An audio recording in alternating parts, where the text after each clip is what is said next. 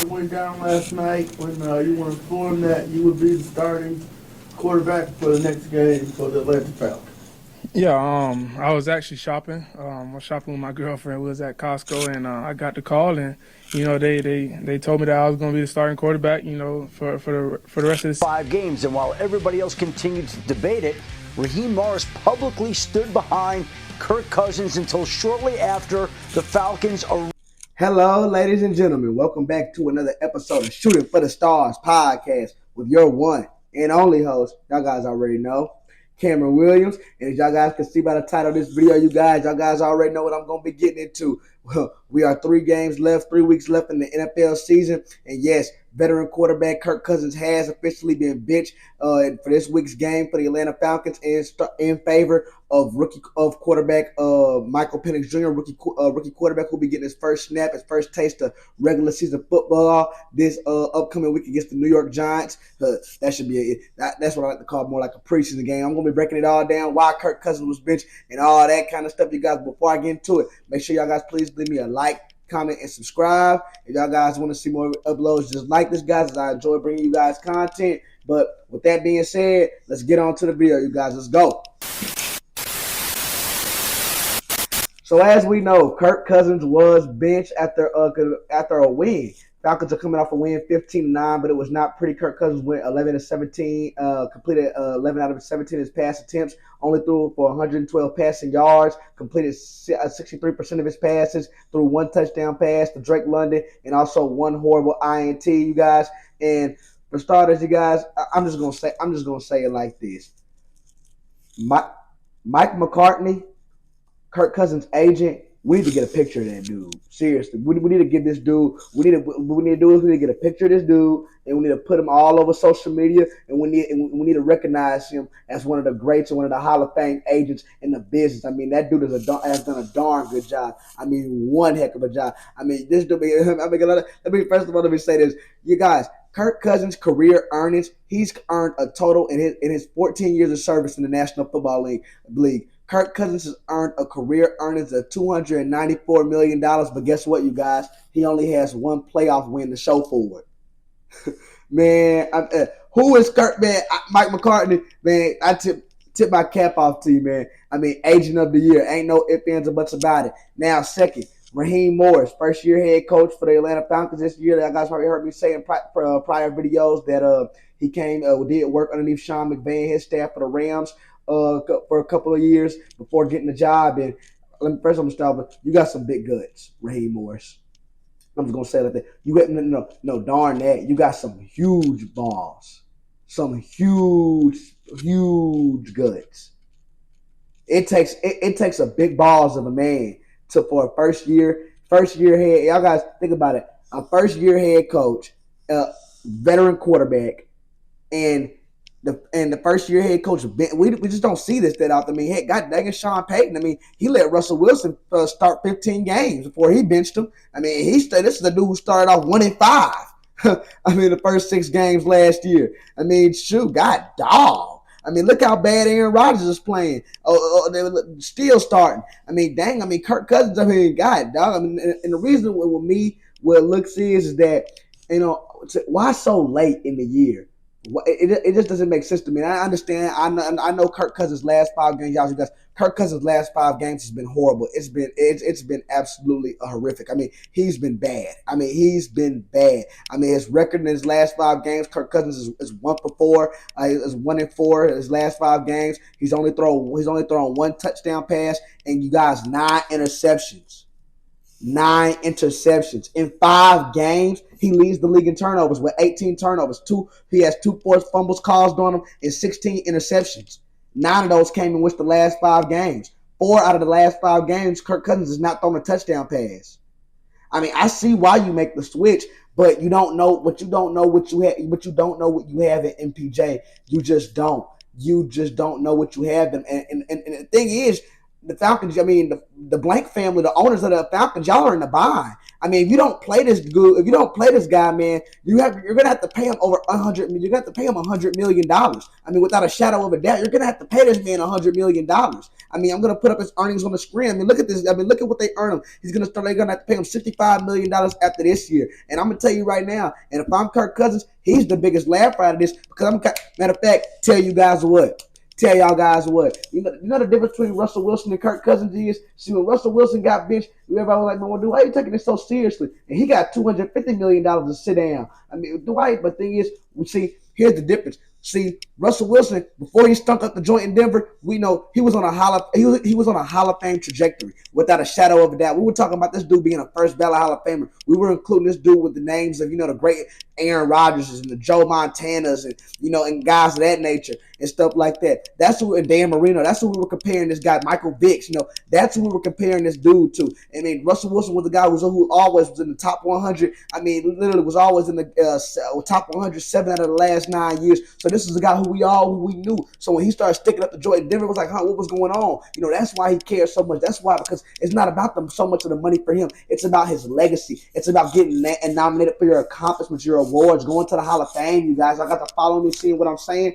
We never said Kirk Cousins was going to be in no Hall of Fame. Even in his best days in Minnesota, we never talked about Kirk Cousins being no Hall of Fame player. What? Nah. And he knows that. And if I'm Kirk Cousins, and at the end of the day, I'm not going to be mad. I mean, shoot, I only played, how many games I played? If I'm Kirk Cousins only played what? We're coming off, we only played with 15 games, and now you just get to sit the rest of the way?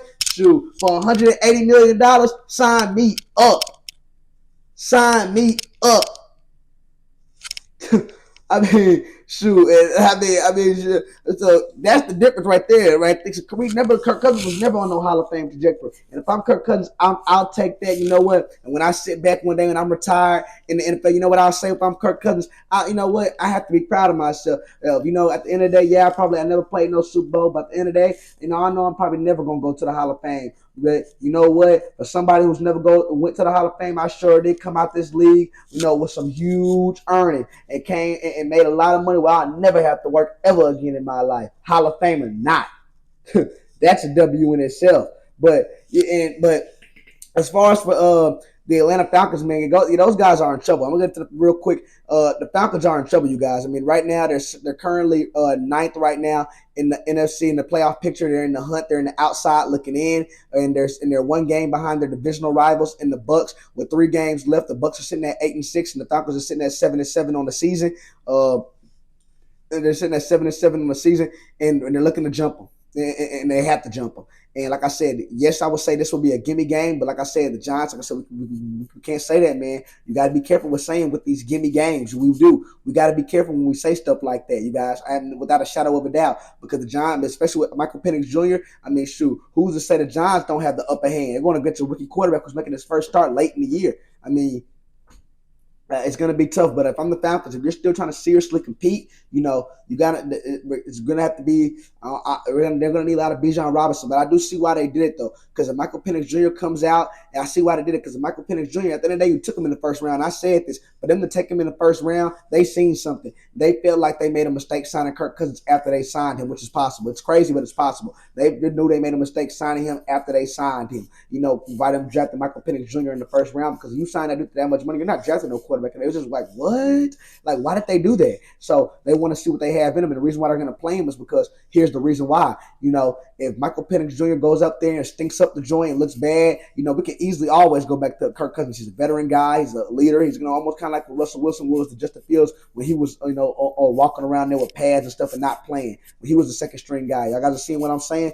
He's that kind of locker room guy. So, but which you can always pivot back to him. So that's how they kind of want to play it. But as far as for Kirk Cousins, you guys, I'm going to be getting into, a little bit of film breakdown, just seeing, telling you guys of what's been bad and what I've kind of seen, through my naked eye and why he's been bad and stuff like that. And, taking y'all through the lenses. And real quick, you guys, if y'all guys made it this far in the video, guys, make sure please leave a like, comment, and subscribe, as I really appreciate bringing you guys daily content just like this one on the road to 1,000 subscribers. I cannot get there without you guys' love and support. But enough rambling. Let me get back into it. Just wanted to stop and say that. Let's go. So as y'all guys can see, first play right here, the Falcons are getting a cover 3 look, and y'all guys can see I got the circles for y'all right there, and they're getting a cover 3 look from the Chargers. Kirk Cousins is looking for a play-action play. Now, here's the problem with this right here. Here's what we got right here. Here's what they're trying to do. I got Darnell Mooney. He's just running a post route.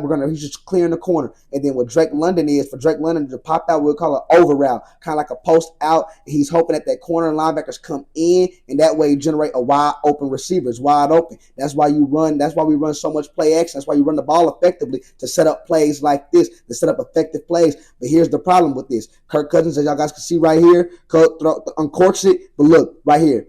Obviously, he did not read this right. As a matter of fact, he didn't read it right at all. Look at this man right here. He's plastered all over Drake London. And it seemed like it's been a little bit throughout this year with Kirk Cousins, it's been a little bit of not getting the ball out in a hurry. It seems like his velocity has not been there this year. You know, he doesn't have that same zip on the balls like you know what I'm saying, when he was younger. And look what it results to. Look what this play results to. It results in a what? It results in a pick. It results in, you got to read that better if you're Kirk Cousins. You have to read that better. We can't have that. And for Raheem Morris, again, I say for him to be a first-time head coach, he doesn't even call plays, you guys. This dude doesn't even call plays. And for him to make this kind of a move, even he knows he has to make a change.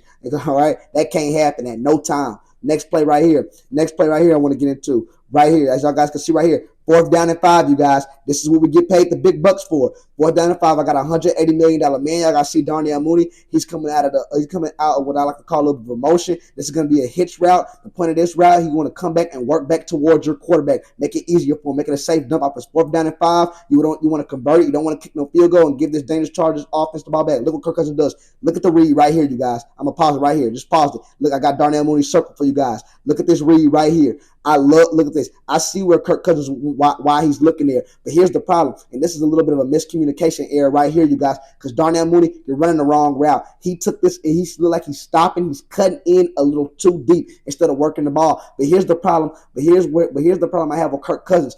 Here's the problem. Watch this, you guys. Why don't you bounce to your next read? Why are you glued on Darnell Mooney? If you know he's not in break, watch, he's supposed to stop right there and work back and stop a little bit in front of the hash mark or the 0 in the yellow line, which is the 1st down marker. That's where he's supposed to be working to. And look what Kirk Cousins, low velocity, picked off. I knew it was going to be picked off the moment he released it. The moment he look at the running back. Look, the running back for you guys. Running back for you guys. Look at that.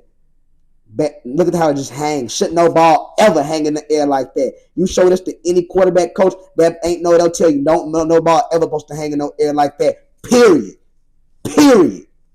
Pick. Other way. Next play right here for you guys. Next play right here. We're getting the man-to-man look. Man-to-man right here on the outside. We're getting the man-to-man. Look, Darnell Mooney again. He's on Kirk Cousins' left side. He's running a curl route. He's running a curl. Look what Kirk Cousins. This right here, stop it. I'm pausing right here. Look at Darnell Mooney. This right here with Kirk Cousins, y'all think this is good. He's releasing it at the time where I would release it at. You know, make sure we're on the same page. Ball should be right there. But look what the problem. Look, great throw, great anticipation, bad throw. Great anticipation, great eyes, right man, just a bad throw. Kirk Cousins don't have it no more, you guys. That arm is shot.